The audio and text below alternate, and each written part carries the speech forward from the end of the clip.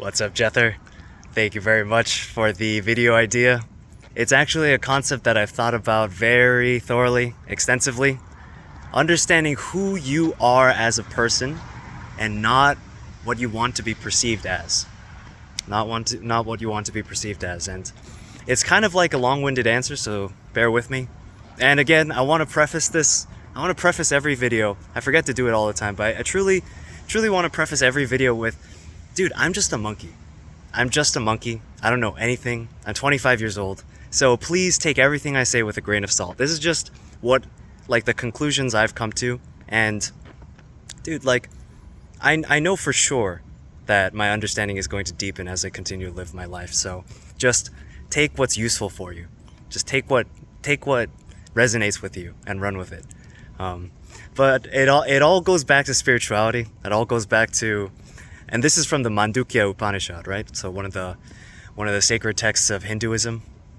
And in the Upanishad, it talks about how you have three experiences in life, right? You have the waking state, so what we collectively call life, what we call reality.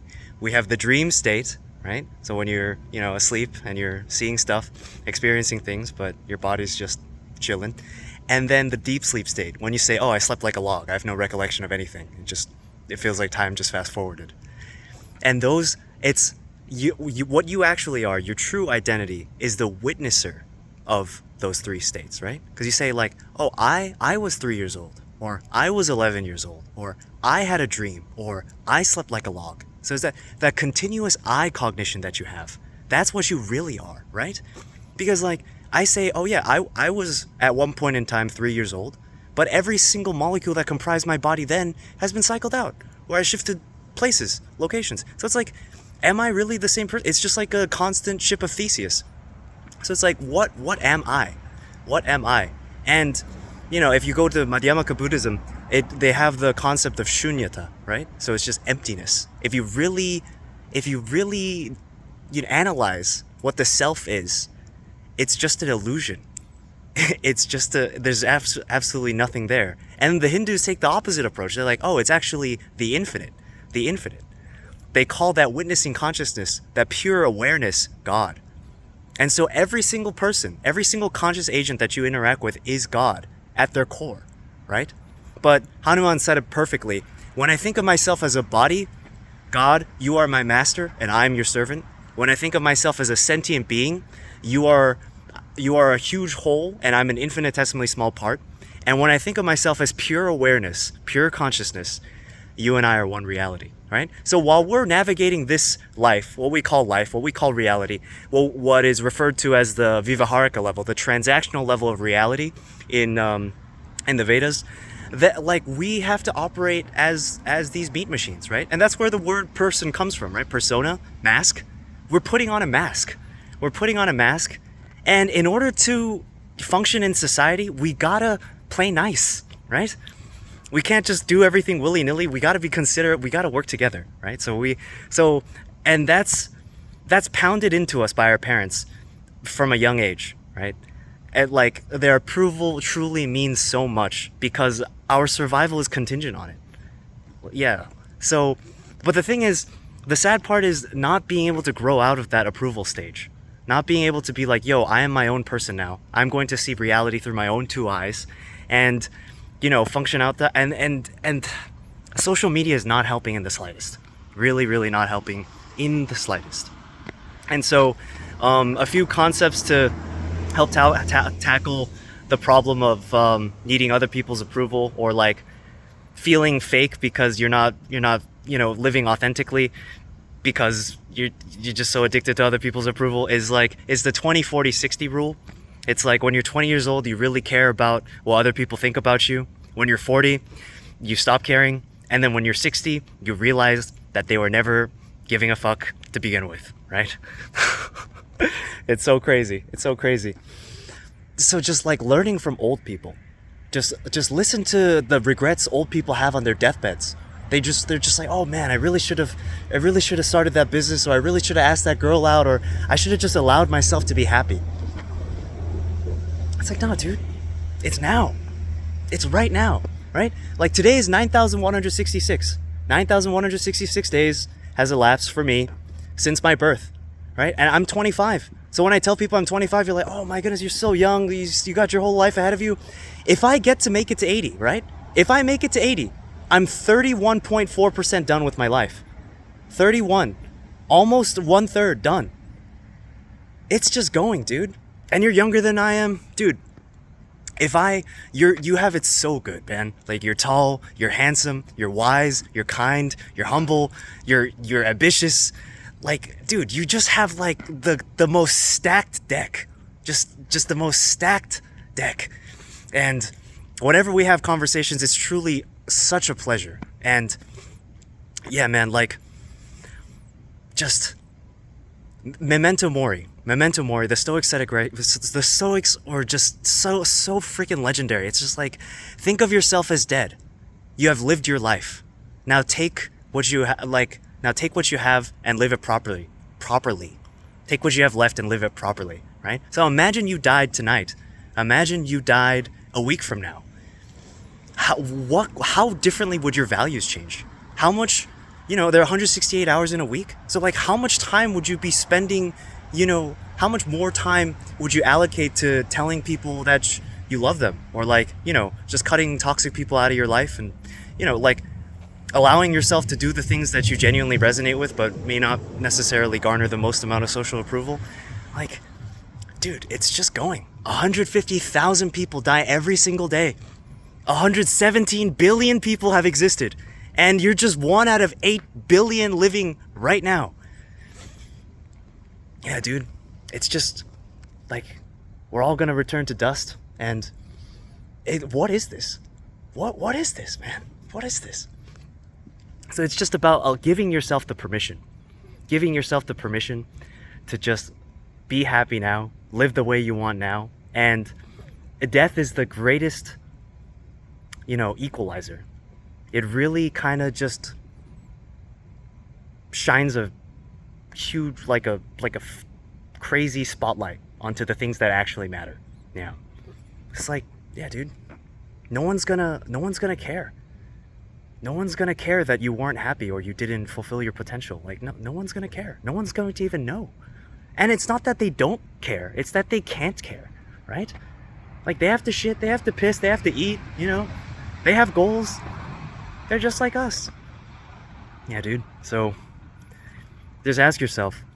Even Steve Jobs said it in, I think it was maybe Stanford or Harvard. He gave like a graduation speech. He was saying, like, when I wake up in the morning, I ask myself while looking in the mirror, like, if I were to die today, would I regret living the way that I'm living? I think I butchered it, but and he said, if the answer is yes, or if the answer is no for too many days in a row, then definitely something needs to change, right? So it's like, yeah, man.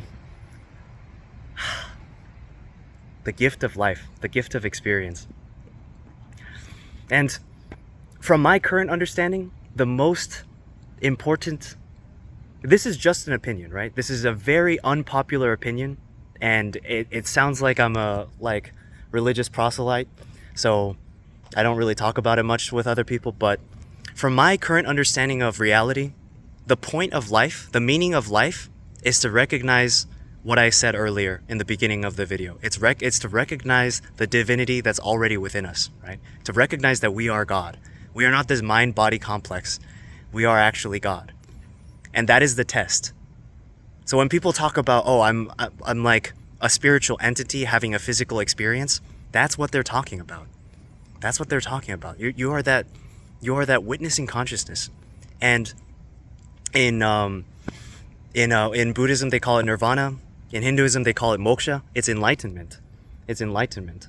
And the great sage Ashtavakra, he sings in the Ashtavakra Gita, is like, let this body live 100 more years. Let it go tomorrow. It's all the same to me. Like, just utter disregard for this body, for this mind. He just doesn't care. Just doesn't care. It's just of no importance to him, because he knows what he really is. He knows that he's actually one with God. Yeah, crazy. And Swami Vivekananda, right? One of the monks that came to America to, spread the word of Hinduism. He said, Like, if only you knew what you already were and what you are already right now in full measure, then all of your problems would be solved, right? So it's like what you already are. It's not that you have to do something to become God. You already are God. You already have been God. And you will be nothing other than God. So it's like if you recognize that divinity that's already within, then all of your problems would just disappear. Because you're not attached to this, you're not identified with this mind and body. And it doesn't change the fact that there's so much suffering in the world and life is supremely unfair, right? Like I talk so much about yeah, 700 million people don't have access to clean drinking water. Like 2 billion people don't have toilets. There are 50 million people being, currently enslaved. 12.5 million of those are children, right? Like 1,300 kids die every single day due to malaria. It's just so much suffering. Just so much suffering. But then the perspective changes to, oh wow, like reality is so dense and heavy to, it's kind of like watching a movie. It's like you're watching like a horror film or like a drama. It doesn't change the fact that the plot is really, messed up and dense. But at the end of the day, it's all just a play, or it's all just a movie. And, you go on like YouTube or IMDb after watching the movie and you listen to the actors give interviews and stuff, and it's the same thing. It's the same thing. We're all method actors. We're all putting on these masks, these personas, while we're having this experience. But then once we're done, once the curtain closes and we bow, dude, yeah, crazy. Life is insane. Like, what is this? What is this first person conscious experience? I don't know, man. I don't know. But yeah, dude, enlightened people are such blessings to themselves and everybody around them, because they have access to infinite serenity, infinite bliss, infinite happiness, right? They don't need anything from anybody. I made a post about this the other day. Like, enlightened people don't care at all what you think about them, and yet they're absolutely full of love for you. They're just overflowing with love. And people entrenched in ego are just the opposite. They care so much about your opinion. Like, if you say something negative about them, they'll just come at you, just trying to, throw hands. But they absolutely do not care about you at all. They just see you as just like a number or a sack of meat. They don't care. And so, yeah, man, just leaning into spirituality, just constantly auditing whether or not you really need other people's approval, because you really don't. It's like, why do we need other people's approval? Because we think that it's a proxy for safety or for happiness. It's like, oh, if I get other people's approval, if they accept me, then, my probability of survival goes up, or my, probability of having a sustainable dynamic with an attractive mate goes up. It's like, it's all implications. It's all not actually, relevant anymore, because we live in such an interconnected society. A friend to all is a friend to none, dude. And if you want to find your tribe, if you want to find people that you deeply resonate with in like many facets of life, you have to become polarizing. You have to alienate a lot of people. Like, that's just how the cookie crumbles, especially with the direction things are going now. If you have the time, watch like the former KGB spy Yuri Bezmenov talk. Like, he gave an interview in the 1980s and was talking about how war in the future is just going to be ideological. And you think about like the things that people are consuming, the entertainment that we're consuming right now. The entertainment that we're consuming right now that's undermining the core principles, the universal, the beautiful, divine principles that gave us this indescribable abundance, state of abundance, literal sovereign state of abundance, being absolutely undermined. And what can I do? What can I do but just be the best version of myself, right? To be absolutely full of love and to come from a place of understanding. Yeah, dude. So there's a thing, like, your people, when you find your people, you just feel immortal. You feel infinite. And then you realize that you never needed them. It's like the approval everyone's so desperately after is their own. It's just when the external conditions are just right and it meets it's in line with the conditioning that you received as a child, then you finally give yourself permission. You finally give yourself permission to feel at peace at home. But it's so transient, it's so tenuous. You're putting it in something like everybody who has ever lived has died. Everybody. So it's like if you put your happiness in something else, you're just bound to be on. You're setting yourself up for failure. And so even if you don't believe in God, whatever metaphysical concept that allows you to, transmute the unknown and the scary abyss into just warm, boundless love, like whatever you need to do, right? You call it the universe, call it natural selection, just whatever, man.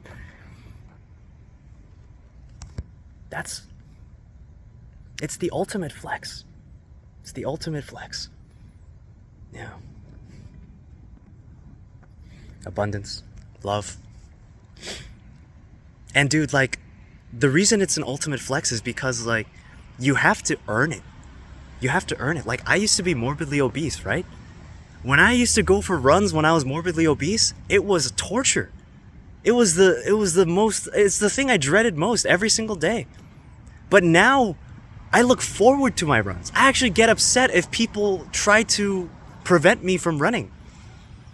And people are like, oh my God, dude, you're so disciplined. Like, oh wow, you're such an inspiration, yada yada. I'm like, you don't get it, do you? You don't get it. I'm just getting high. I'm just doing drugs. I'm doing drugs, but I earned it. I had to develop this body to be in a state where engaging in that activity is no longer dreadful, but just blissful. And it's the same thing with your psyche.